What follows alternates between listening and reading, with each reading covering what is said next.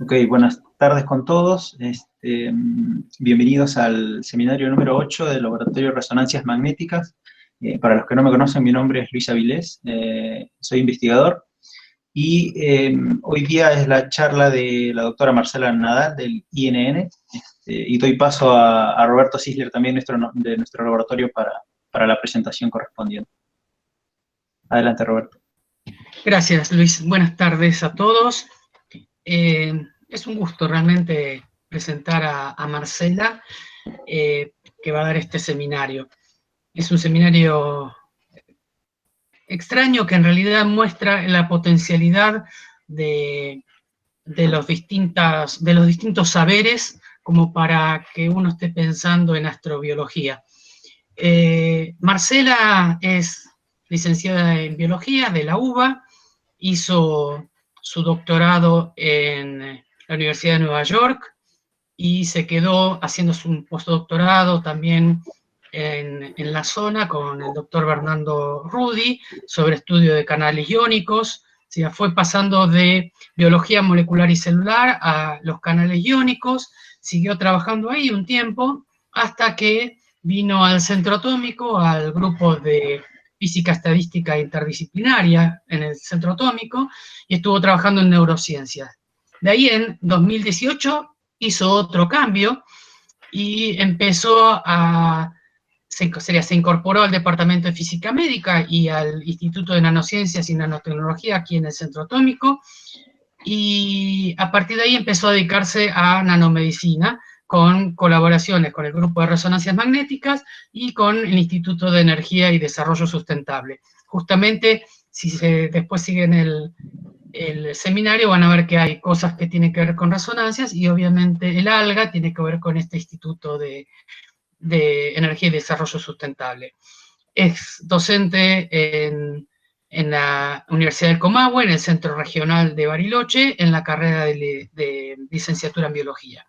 Y bueno, los dejo con Marcela, que va a presentar el seminario de actividad catalítica de óxidos de hierro en condiciones marcianas. Marcianas se refiere al planeta Marte, emuladas, y su efecto en el alga unicelular Cenedesmus dimorphus. Marcela, te paso la palabra. Bueno, muchas gracias, Roberto, por la introducción. Y ahora necesito que Luis me des la presentación. Ahí está. Sí. Ya puedes presentar, Marcela. Sí, pero ahí me está pasando lo mismo que me pasaba antes, que no me deja... ahora, compartir. ¿La ven? Sí, está empezando a presentar. Bien. Bueno. Vemos tu pantalla del Meet. ¿Ven mi pantalla del Meet? Sí, tenés que seleccionar, me parece, donde tenés la charla. Espera, si abro la pantalla... ¿Ahora la ven completa? Todavía. No, sigue con la del Meet. Lo ideal sería que salgas y vuelvas a presentar, o sea, que salgas de presentación y vuelvas a presentar eligiendo la ventana correcta. Dale. Es más fácil. Sí. Entonces...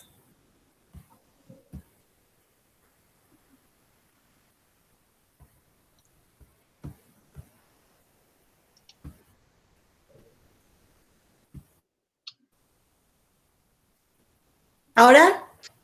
Ahora sí. Bien. Ahora sí. Bueno, perfecto.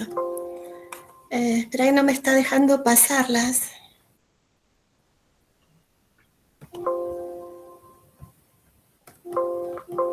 No me deja pasar las diapositivas ahora. Ahora, está bien. Bueno, hoy quiero contarles sobre el trabajo que está por publicarse en la revista Astrobiology, en el cual analizamos los radicales libres que se producen en condiciones marcianas emuladas, y vimos además qué efecto tenían estos radicales libres en la viabilidad de la microalga Cenedesmus dimorphus. ¿Pueden ver mi cursor? No. Ok.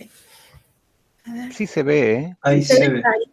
Bueno, esta es el organismo experimental que usamos, Senedes musdimorphus, y en este trabajo participaron Roberto, Elin, Dina, Mariana, Marcelo, Carolina Bañato del IEDES, y este trabajo es el brainchild de Enio, que nos puso a trabajar codo a codo para demostrar que ni siquiera un alga que había evolucionado para soportar estrés oxidativo podía sobrevivir el cóctel de especies reactivas de oxígeno que presumiblemente se producen en Marte. Pero Senedes Mus tenía otras ideas y nos demostró lo contrario, como les voy a contar hoy. Pero antes quiero hacer una pequeña introducción sobre cuáles son las condiciones que permiten la vida en base a carbono, que es la que se viene desarrollando en la Tierra desde hace casi 4.000 millones de años.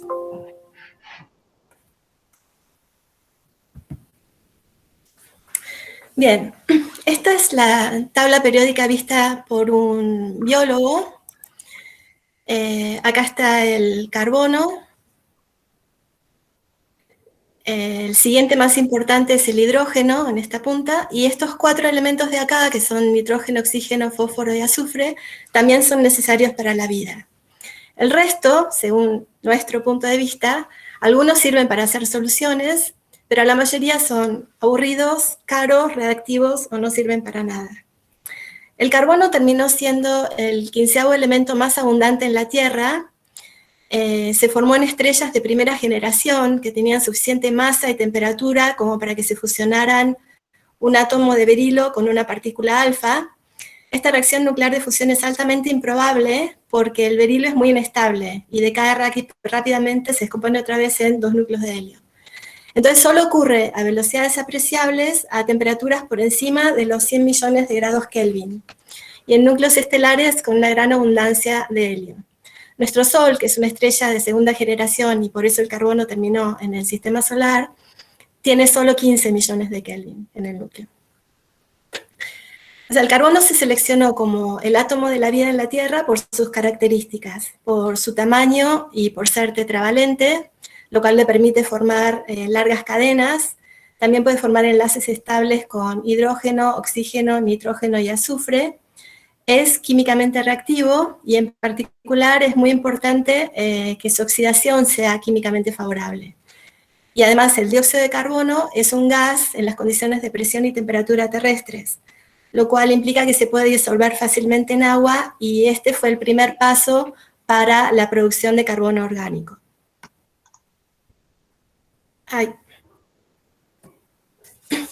El otro átomo que también podría haber calificado para sustentar la vida es el que está justo abajo del carbono en la tabla periódica, que es bastante más pesado, el silicio, pero el silicio no tiene la capacidad de hacer enlaces flexibles. Podemos decir que el silicio simplemente no tiene la cintura necesaria para reemplazar al carbono como el átomo de la vida en la Tierra. Bien. Entonces, una de las características más importantes del carbono es la posibilidad de formar cadenas largas, e incluso cadenas ramificadas y hasta anillos, y la posibilidad de combinarse con otros átomos como oxígeno y nitrógeno para formar diversos grupos especiales como el hidroxilo, el carbonilo y el amino, que forman parte de las 4 biomoléculas fundamentales, que son las proteínas, los ácidos nucleicos, los carbohidratos y las membranas. Y estos son los polímeros que se forman a partir de las unidades funcionales que son los aminoácidos, los nucleótidos, los glucósidos y los fosfolípidos. Se cree que algunas de estas moléculas se desarrollaron mucho antes de que apareciera la primera célula, que fue una bacteria, la primera bacteria, hace cerca de 4.000 millones de años atrás en la Tierra, y que sería acá. O sea, se cree que hace 4.000 millones de años ya había química prebiótica, y a partir de eso se fueron formando las otras moléculas que finalmente dieron lugar a la primera bacteria. Para ese momento, la Tierra ya se había enfriado. Este gráfico muestra la evolución de la atmósfera terrestre desde su formación hasta el presente, que siempre tuvo un gran porcentaje de nitrógeno, que es este en gris que está en el fondo. En el momento en que la Tierra se había enfriado y el agua pasó de vapor a líquido, el dióxido de carbono se incorporó en el agua y se perdió en forma de sedimentos. Este proceso no ocurrió en Marte, que el día de hoy tiene una atmósfera del 95% de dióxido de carbono. Entonces, las primeras bacterias que surgieron en la Tierra eran quimiautótrofas. Eso quiere decir que utilizaban el dióxido de carbono como fuente principal de carbono y como fuente de energía usaban compuestos inorgánicos reducidos, como amonio o azufre o formas reducidas de hierro. Unos cientos millones de años después aparecieron las primeras bacterias fotosintéticas. Están acá.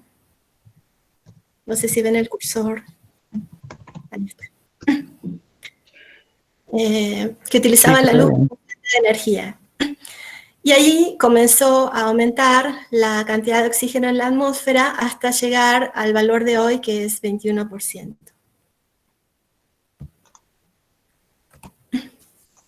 Bien, ¿cuáles son las condiciones que tiene que haber en un planeta para que haya vida basada en carbono? Necesitamos una atmósfera que tenga una cierta presión, temperatura y composición. La atmósfera se mantiene también gracias a la magnetosfera del planeta que protege contra los vientos solares. Estamos hablando del sistema solar. Y además, si la atmósfera tiene ozono como la nuestra, nos protege de la radiación UV del Sol. En particular, la radiación UV de mayor energía es la UVC, es la más perjudicial para las biomoléculas de carbono, especialmente para el ADN, porque produce cortes y puede producir mutaciones. También necesitamos una hidrosfera con cierto pH y cierta cantidad de sales. Y finalmente hace falta una litosfera que aporte los nutrientes. Ninguna de estas tres esferas debe tener compuestos tóxicos que puedan dañar los componentes de las células, como podemos ver que es el caso en Marte. Bueno, Marte, junto con la Tierra, Venus y Mercurio, es uno de los 4 planetas rocosos. Tiene una estructura bastante similar a la Tierra. La única diferencia es que el centro líquido de hierro se solidificó y eso hizo que al no haber más convección se perdió el dínamo que sostenía su campo magnético. Y eso tuvo consecuencias terribles en la atmósfera de Marte. O sea, los vientos solares, incluso es el día de hoy que están arrastrando la atmósfera de Marte y se está volviendo cada vez más finita. Vemos, a ver. Esta es la composición de la atmósfera de Marte. La atmósfera de la Tierra tiene una presión de 1013 milibares al nivel del mar y la de Marte tiene 7,6. O sea, es mucho, mucho más finita. Está compuesta en su mayor parte por dióxido de carbono, un poco de nitrógeno, oxígeno y agua. Y esta atmósfera finita hace que lleguen hasta la superficie la radiación UVC, por ejemplo, y rayos cósmicos galácticos. Bien, la temperatura en Marte es increíblemente variable, tanto diaria como estacionalmente, y puede alcanzar un máximo de 20 grados centígrados en una tarde de verano y un mínimo de menos 110 grados centígrados una noche de invierno. En verano el mínimo es tan solo de menos 80 grados centígrados, o sea, la amplitud es terrible. Y la humedad que hay en la atmósfera en un momento dado también va a depender fuertemente de la temperatura.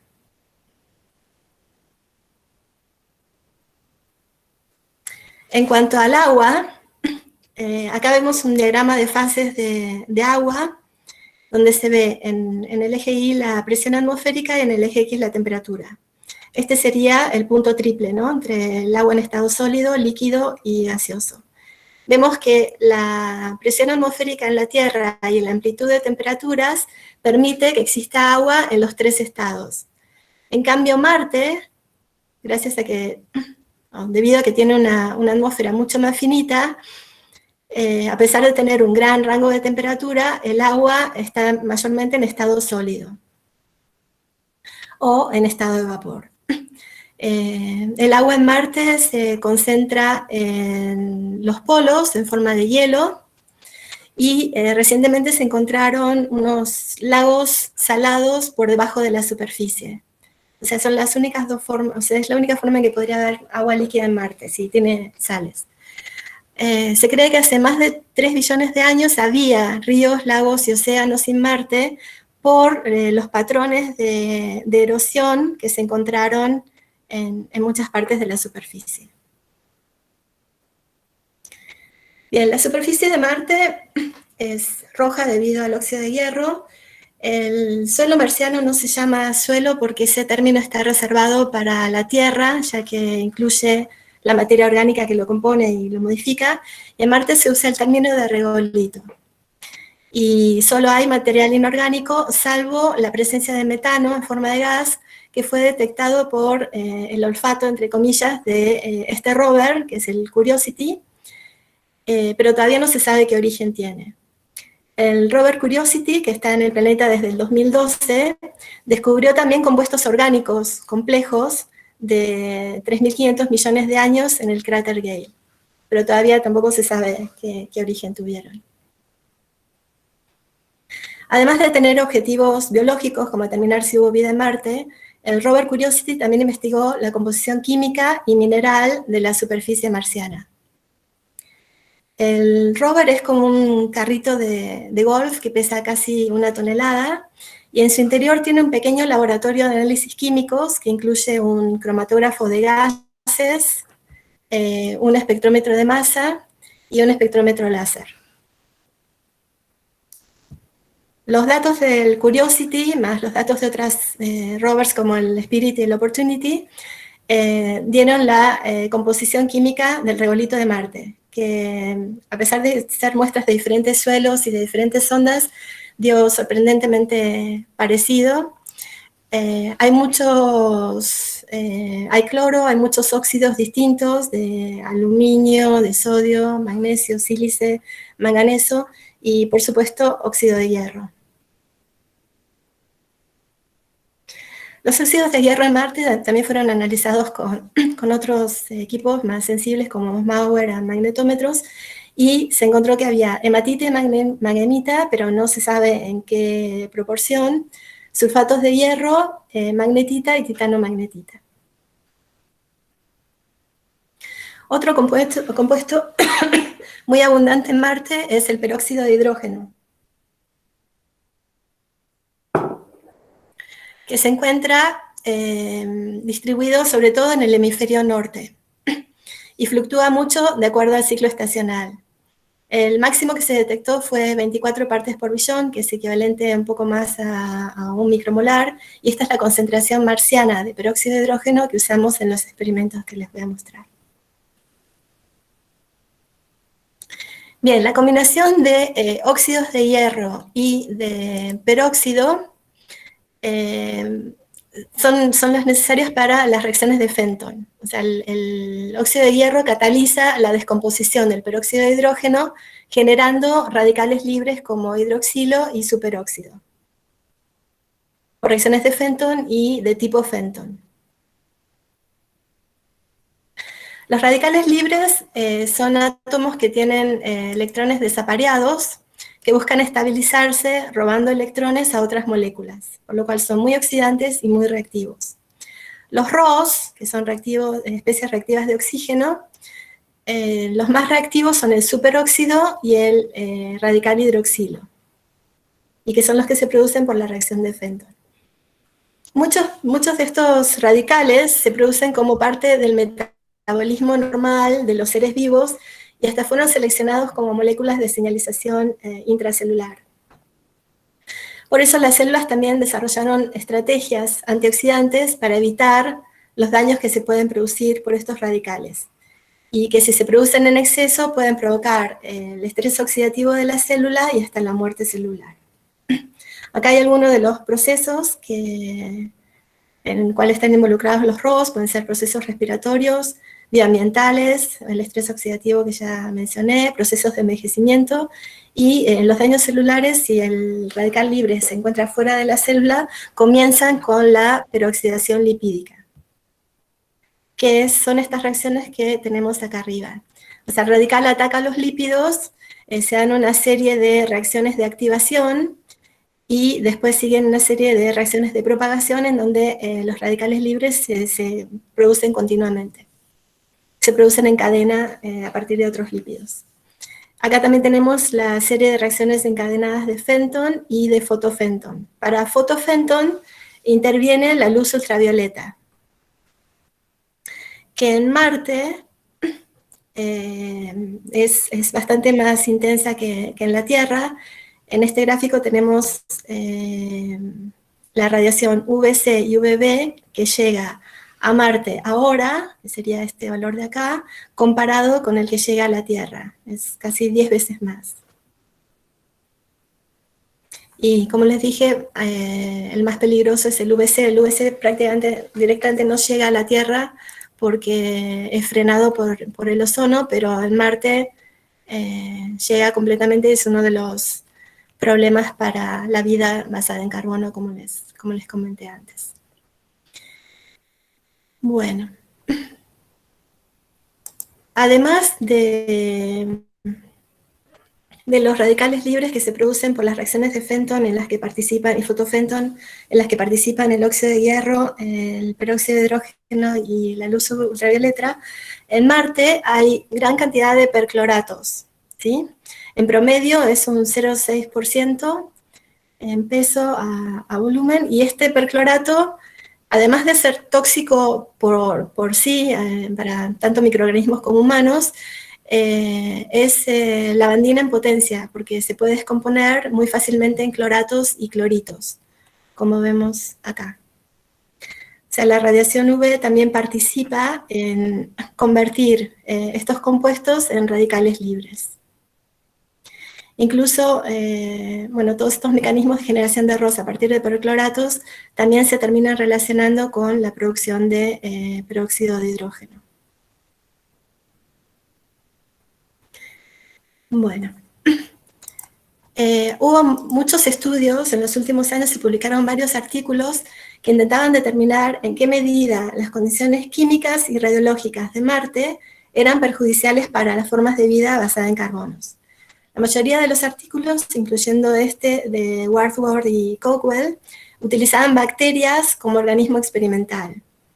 En este paper, que fue la motivación que encontró Enio para nuestro trabajo, investigan la viabilidad de una bacteria, Bacillus subtilis, en presencia del cóctel de químicos que hay en la superficie de Marte, irradiados además con UVC. O sea, muy similar a lo que hicimos nosotros después. El interés en estudiar esta bacteria en particular, que es una bacteria que es muy ubicua en la Tierra, porque está presente en casi todos los suelos de regiones templadas, es porque se encontró en las patas de algunas ondas espaciales como la Viking y en la Estación Espacial Internacional. Entonces lo que hacen Wardsworth y Cockwell es emular las condiciones marcianas tanto en solución como en roca, y ven cómo la combinación de estos elementos afecta la viabilidad de Bacillus subtilis. Entonces acá vemos que analizan los compuestos por separados, o sea, ya de entrada, con solamente luz ultravioleta, la viabilidad es bastante baja, y también con perclorato y peróxido de hidrógeno. Acá está el perclorato, peróxido de hidrógeno y ferrita. Y además hacen combinaciones de A2 y de A3. Ponen los tres componentes juntos irradiados por 30 segundos en negro y 60 segundos en blanco con luz ultravioleta. Y ven que cuando ponen todos los químicos y irradian por 1 minuto, se produce la viabilidad más baja. En la discusión del paper analizan que la mortalidad podría deberse a los radicales libres que se producen por Fenton y fotofenton, pero no siguen estudiando, o sea, solo lo mencionan en la discusión. Entonces, Enio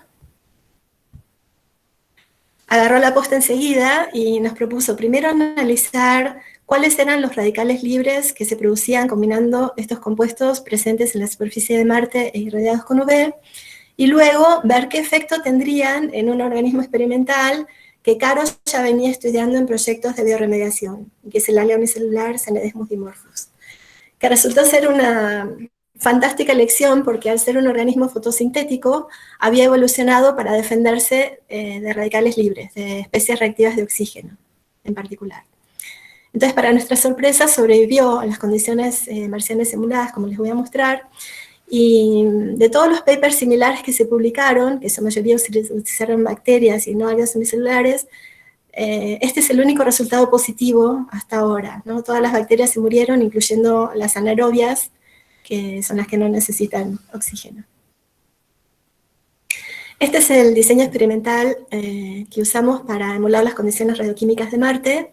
Hicimos la reacción o en Eppendorf o en estas placas que tienen wells. En cada well pusimos en el fondo una pastilla de ferrita, o sea, en un sustrato en forma sólida, y ahí agregamos un buffer con los diferentes componentes que se encuentran en la superficie de Marte, que es el perclorato de magnesio en 0,6%, utilizamos diferentes cantidades de peróxido de hidrógeno, y a esa combinación, a esa mezcla, le irradiamos con una lámpara UVC por 5 minutos a 5 centímetros de distancia. Hicimos experimentos a temperatura ambiente y a 5 grados, y también probamos qué pasaba si la exposición a los reactivos se hacía con o sin oxígeno. Entonces, en la primera parte lo que hicimos fue medir los radicales libres que se producían, para eso utilizamos el EPR, y para estabilizar los radicales libres que tienen una vida media muy corta, utilizamos DMPO, el spin trapper de DMPO. Y estos son los espectros de los radicales que esperábamos. Hidroxilos, metilos, OH y nitrógeno. Estos son los resultados. En el panel de la izquierda, primero no pusimos UV, los de arriba, y se forma una gran cantidad de hidroxilos por descomposición de la mayor parte del peróxido con, bueno, en este caso con UV sería este. Y además tenemos, sin UV tenemos muchos radicales en base a cloro. Cuando le pusimos UV, que es en la derecha, se forma una gran cantidad de hidroxilos, también por la descomposición del peróxido, y variando la cantidad de peróxido de hidrógeno, también variaba mucho la cantidad de radicales producidos, en particular el hidroxilo. En la segunda parte analizamos el efecto de estos radicales libres marcianos sobre la microalga Cenedesmus dimorphus. Entonces, la modificación que le hicimos al protocolo es que después de agregar todos los componentes de la reacción, agregamos las algas unicelulares en una concentración de más o menos 5 por 10 a la 6 células por mililitro. Este es un experimento tipo a los 10 días. Ya se puede ver en alguno de los tratamientos, se ve el crecimiento del alga, donde se ve que está verde. Y en este tratamiento, que tiene 10 milimolar de peróxido de hidrógeno, no creció nada, se murieron todas.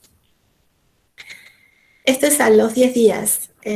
Lo que hacíamos normalmente es hacer curvas de crecimiento, donde medíamos la cantidad de algas a diferentes tiempos. Para eso utilizamos una cámara de Neubauer en el microscopio y expresamos el resultado en forma del número total de células o normalizado al número inicial de células. En este gráfico está el número total de células en función del tiempo. El control sin tratamiento marciano es este que está en negro, y donde obtuvimos el crecimiento máximo. En azul está la curva de crecimiento de las algas expuestas a condiciones marcianas, de ferrita, perclorato, peróxido de hidrógeno a 1 micromolar y radiación UV. Y en rojo, lo que hicimos fue también las mismas condiciones marcianas, pero en vez de 1 micromolar de peróxido de hidrógeno, usamos 10 milimolar. Y en esas condiciones las algas no sobreviven, se murió el 100% de la población. Luego realizamos diferentes ensayos en distintas condiciones, y en esos ensayos lo que hicimos fue medir la viabilidad a 168 horas, que sería este punto de acá, donde la curva está en pleno crecimiento exponencial, y esos resultados los graficamos en forma de barras, ¿no? Entonces, acá probamos, por ejemplo, el efecto de V solo, que sería este es el control, este es V solo, esto es perclorato y UV, esto es ferrita, perclorato y UV. Pueden ver que el V solo nos dio incluso mayor crecimiento, lo cual no nos sorprende porque la luz es energía para las algas. Y cuando usamos la combinación de todas las condiciones marcianas, que es ferrita, perclorato, 1 micromolar de peróxido de hidrógeno y UVC, no tuvimos una disminución del crecimiento significativa comparada con el control. En el panel de abajo estudiamos la combinación de los compuestos químicos de Marte con diferentes cantidades de peróxido de hidrógeno.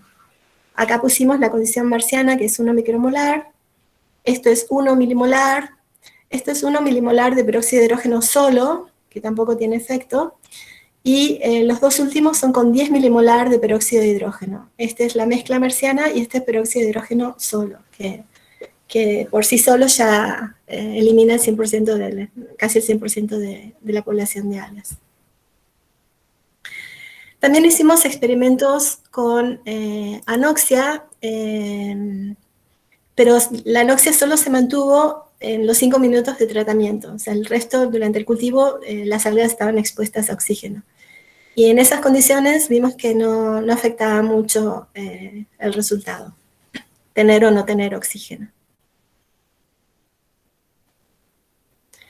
Bien, en este gráfico lo que hicimos fue representar los niveles de ROS que obtuvimos para cada concentración de peróxido de hidrógeno en una escala logarítmica, y en el eje Y está el número de divisiones del cultivo para cada una de esas condiciones.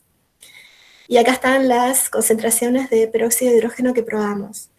Y lo que vemos es que hay una relación lineal entre estos dos factores, entre el número de divisiones del alga y la cantidad de radicales libres, y eso indica que se cumple la ley de Arrhenius y que existe un umbral de tolerancia de esta alga unicelular a los ROS, por encima de la cual los sistemas antioxidantes de la célula ya no funcionan y la célula se muere. Bien. Después nos dio curiosidad por ver, o sea, los radicales libres que se estaban produciendo en la mezcla marciana estaban atacando la célula y propagando la reacción de radicales libres en la membrana por la peroxidación lipídica y también adentro de la célula. Entonces nos dio curiosidad por ver cómo era el aumento de radicales libres dentro de las células del alga. Y para eso utilizamos un compuesto fluorescente, la diclorofluoresceína diacetato, que es permeable a la membrana, puede entrar a la célula, pero si hay ROS adentro de la célula y se oxida, no puede salir. Entonces medimos la fluorescencia a tiempo cero y a 19 horas. Y vimos que la señal aumentaba, este es el control, este es 1 micromolar peróxido, 1 milimolar y 10 milimolar. Aumentaba a las 19 horas, aumentaba muchísimo con la concentración de peróxido. Bueno, las vías celulares que utiliza la microalga para defenderse de las especies reactivas de oxígeno tiene dos componentes. Tiene un componente enzimático y un componente no enzimático.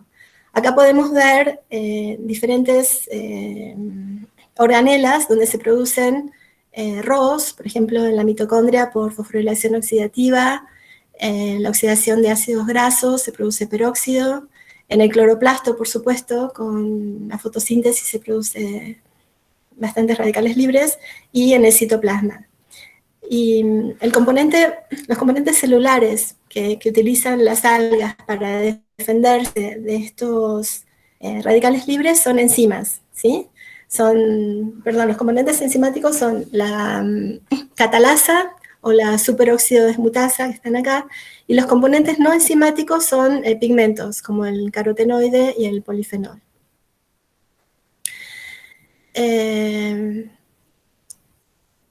Bueno, y todos estos mecanismos antioxidantes los fue adquiriendo, sobre todo son bastante prominentes en organismos fotosintéticos por el metabolismo de oxígeno, ¿no? y lo fueron adquiriendo durante miles de años de evolución. Bueno, este trabajo la verdad que nos dio mucha satisfacción que se publicara en Astrobiology. Hay muchas líneas y preguntas que surgieron del trabajo, en especial habría que medir más precisamente los radicales libres dentro de la célula. Para eso pensamos usar spin trappers permeables a la membrana y explorar un poco más cómo es el mecanismo antioxidante. La verdad que nunca pensamos que el alga pudiera sobrevivir en Marte por todo lo que les conté al principio, ¿no? Desde la falta de agua hasta la fluctuación de temperatura, la falta de atmósfera. Nosotros lo único que demostramos es que puede sobrevivir a los radicales libres producidos por estas reacciones.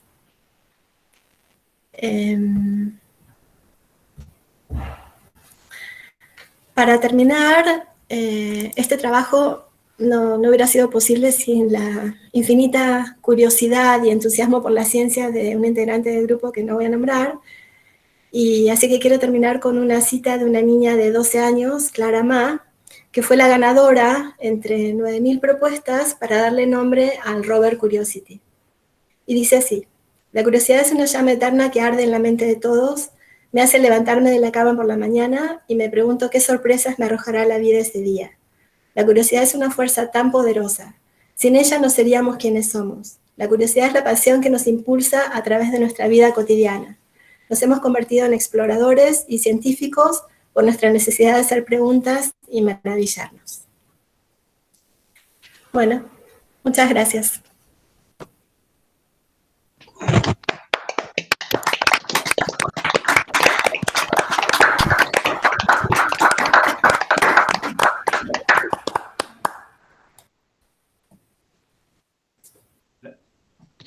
La verdad que muy lindo trabajo, Marcela, muy linda la forma que lo contaste y a mí personalmente me gustó mucho, y estoy seguro que a los demás también.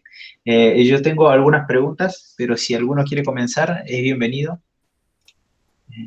Pueden levantar la mano o escribir la pregunta en el chat, así que abro la sesión a preguntas. A ver, adelante, Mario.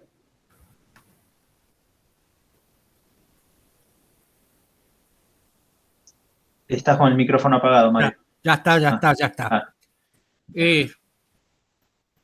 Supongo que todo, digamos, yo soy muy ignorante de estas cosas, pero hay una doble capa lipídica en la membrana de la micela o de lo que sea, ¿no es cierto? El papel, digamos, con todo este trasvase, digamos, de peróxido de hidrógeno y toda esta cosa, lo que me intriga es qué papel está jugando el anhídrido carbónico que está en tanta abundancia digamos, en la atmósfera. ¿El papel que está jugando en la producción de radicales libres? ¿O? Digamos, como atenuador, como productor, como sea. Es decir, las condiciones marcianas, pareciera que hay una atmósfera de anhídrido carbónico que es importante. Sí, 95%, sí. Bueno, eso es lo que todavía no me cierra, es decir, ¿cómo entra el efecto del anhídrido carbónico? ¿Es totalmente pasivo? No. De hecho, el anhídrido carbónico está incorporado en el hielo en los casquetes polares, entonces cualquier actividad biológica que necesite agua va a también estar relacionada con el dióxido de carbono. En Marte todavía no, bueno, salvo ese reporte del Curiosity que se encontraron compuestos orgánicos complejos en el cráter Gale, no hay evidencia de que el dióxido de carbono pudiera formar compuestos orgánicos, ¿no? Pero si va a participar de alguna forma, si va a tener alguna influencia en seres vivos en Marte, va a ser a través de eso, ¿no? O sea, tratar de incorporarse en moléculas orgánicas. Yo no encontré ningún reporte que relacione el dióxido de carbono con los radicales libres. No, me parece perfecto, pero quiero decir, ¿y en tus experimentos? Cambiar la atmósfera del experimento. Claro, sí, claro. Bien, ese sí es una de las cosas que estamos pensando cómo implementar, porque para eso necesitaríamos una atmósfera cerrada donde podemos controlar los gases que ponemos adentro. O sea, lo que pudimos hacer hasta ahora solamente es quitarle el oxígeno con un truco de temperatura y enfriamiento rápido, pero para controlar realmente la atmósfera del experimento necesitamos lo que se llama una martesfera, o sea, como si fuera un desecador donde podemos controlar la composición de los gases que podemos poner adentro. E la temperatura e com a radiação UV necessária, são equipamentos muito caros, que até onde eu sei, aí só nos Estados Unidos, Inglaterra e Espanha, em Madrid. Já entramos em contato com a gente em Madrid, a ver se nos deixam testar isso. É todo um tema, por exemplo, água em condições de vazio. Não são equipamentos, são realmente coisas complexas, já sei, necessita de um especialista, muito especialista. Parece trivial, mas não é. E a segunda coisa sobre o CO2 que falou Marcela, na verdade é a mais básica pergunta. Hasta agora, apesar de várias sondas e tudo, nadie mediu o potencial redox da superfície marciana. O CO2 incluso nessas condições de UV e tudo pode funcionar como um redutor, não? Anulando totalmente, em vez de ter uma atmosfera oxidante, como se pensa em Marte, a atmosfera pode ser incluso redutora. Então esse é um tema que em algum momento deveriam pensar em medir, não? Bueno, muchas gracias. Gracias, Marcela. De nada. Gracias, Mario, por la pregunta. Irina Violeta levantó la mano. Ahí lo bajó. Hola, Marce, gracias por la presentación. Yo soy absolutamente ignorante, así que con esta contemplación voy a preguntar. Y bueno, algo que me llama la atención, pero simplemente o sea, son dos preguntas realmente. O sea, me llama la atención mucho la frase que dices vida basada en carbono, pero una pregunta, bueno, ¿podríamos imaginar vida basada en otra cosa? Supongo que en la investigación en Marte, y justamente es como que nos obliga a cambiar esa famosa frase de Chomsky, que está muy fuerte en biología, sobre todo en biología molecular, ¿no? La siguiente pregunta es un poco, bueno, con el comentario anterior, supongo que los experimentos variando la temperatura, bueno, obviamente yo desconozco, por lo que poco que sé, las algas creo que son muy sensibles, bueno, a cambios en temperatura, supongo que siempre tiene que vivir en un medio acuoso. ¿Podrías pensar en hacer, o se puede, no sé, porque bueno, eso sí existe, o sea, mantener la temperatura variando condiciones de presión, por supuesto, a presiones muy, muy fuertes para que se mantenga líquida y hacer ese tipo de pruebas? No sé si es posible imaginarse algo así para pensar en Marte de alguna manera. No, gracias Irina por la pregunta. De hecho, hay un proyecto de la NASA que es súper ambicioso, que la atmósfera se está perdiendo por los vientos solares. Entonces, para mantenerla, para incluso hacerla más gruesa, hacerla más, que pueda servir mejor, lo que van a hacer es cambiar el campo magnético de Marte con dínamos. Ese es un proyecto que está. Eso también aumentaría la temperatura del planeta a unos 4 grados y sería suficiente como para que exista agua líquida. De todas formas, o sea, muchos experimentos, muchos papers que se han publicado, lo que usan es ver qué pasaría en unas cosas que se llaman brines, que sería agua con mucha sal concentrada, y ver si hay bacterias que pudieran sobrevivir en esas condiciones. Porque hay agua líquida, lo que pasa es que tiene mucha concentración de sales. Y eso también atenta contra la vida, ¿no? Claro, eso preguntaba también, o eso pensaba, ¿no? Esas sales en las algas, bueno, supongo que es un experimento muy complejo y de hecho mostraste un montón de resultados súper interesantes. Entonces, bueno, sí. Variar esa cantidad de sales, claro, toca, bueno, imagino que poco a poco ir emulando esas condiciones. No sé si con las sales se imaginan que pueden sobrevivir las algas o no, eso no lo sé. Sí, pues hay organismos que pueden sobrevivir hasta con 5 veces la concentración de sal del océano. El problema es que las sales que hay en Marte son del tipo de perclorato de magnesio, que además son tóxicas. Entonces, sí, ese es un problema. Y con respecto a lo que decías al principio, si hay alguna otra forma de vida posible que no sea en base a carbono, pues yo dije que en las condiciones de presión y temperatura de la Tierra, el dióxido de carbono, que fue la molécula a partir de la cual se hicieron todos los compuestos orgánicos, es gaseoso. O sea, si encontrás un planeta donde el dióxido de silicio, en vez de ser arena como es en nuestro planeta, pudiera ser gaseoso, no sé, quizás podría haber otra forma de vida con otros átomos. Entonces, es una pregunta que está abierta y es una pregunta de exobiología. Gracias. Gracias, Irina. Quique había levantado la mano, me parece. Bueno, gracias. Sí, tenía que irme, pero la verdad que no sé si me perdí algo porque en algún momento tuve que salir. Pero la pregunta me parece que sí, por lo que estuviste hablando recién. Me encantó el seminario.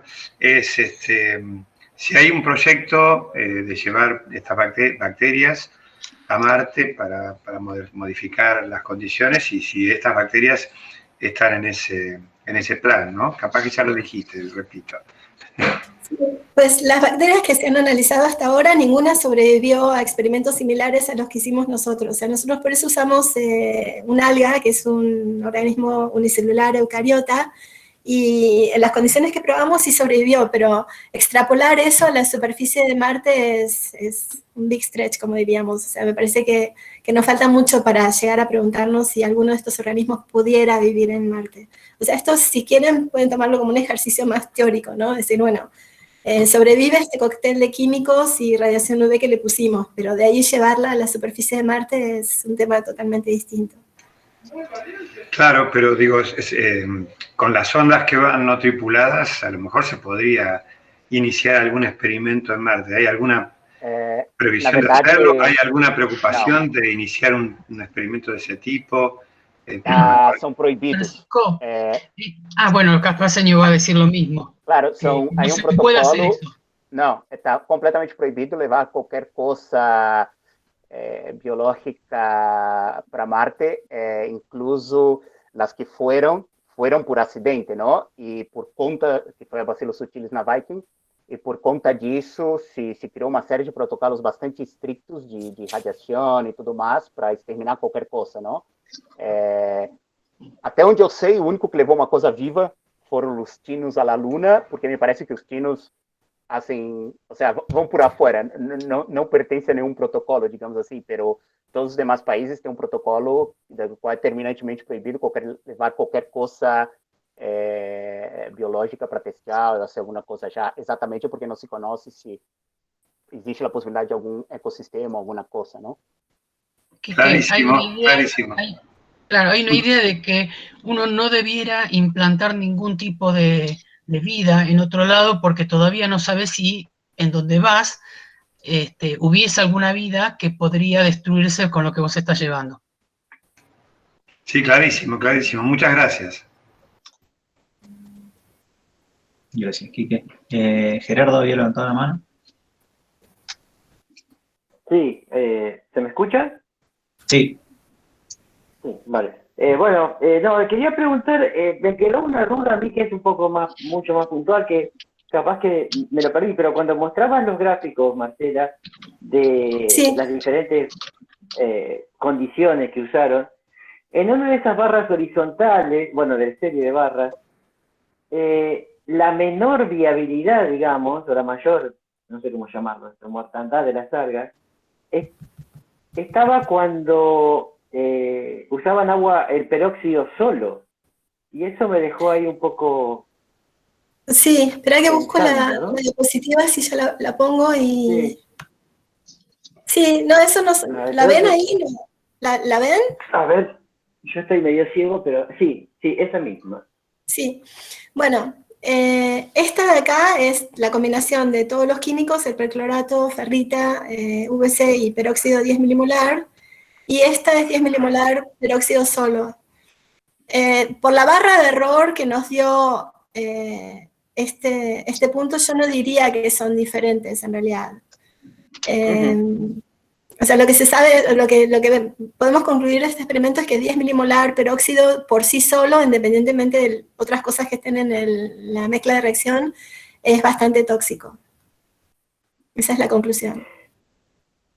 Claro, y cuando entonces lo utilizás con el resto de las cosas, con las partículas y con la luz, sí. ¿esa sea la segunda barra de arriba o yo me equivoco? Sí, es esta.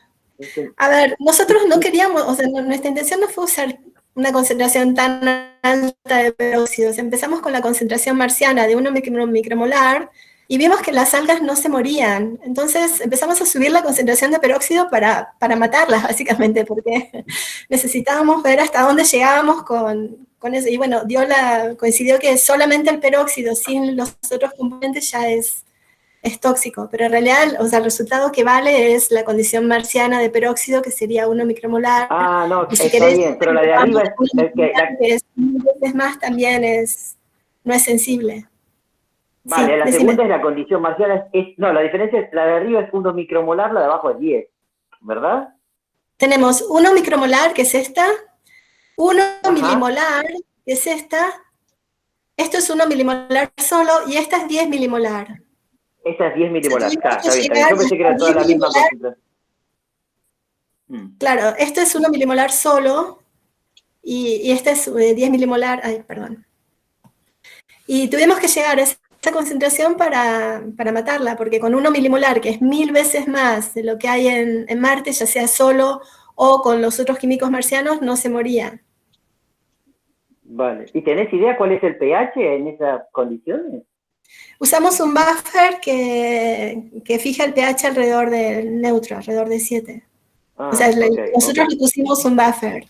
Que eso también es una diferencia con las condiciones marcianas, porque no sabemos si el pH de estos brines que tienen perclorato es neutro. Ya. Bueno, muy bueno, muchas gracias. Gracias.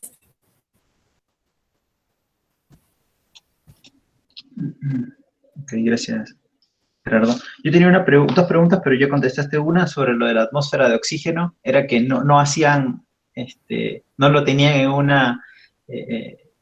un recipiente controlado, sino que era un cambio de temperatura lo que hacían. Sí, sí, eliminamos el oxígeno con un cambio de temperatura. Claro, y la otra pregunta era que, o sea, ya creo que lo voy entendiendo, era qué era lo que medían con viabilidad cuando reportan la viabilidad. ¿Es el crecimiento relativo de la célula, del alga?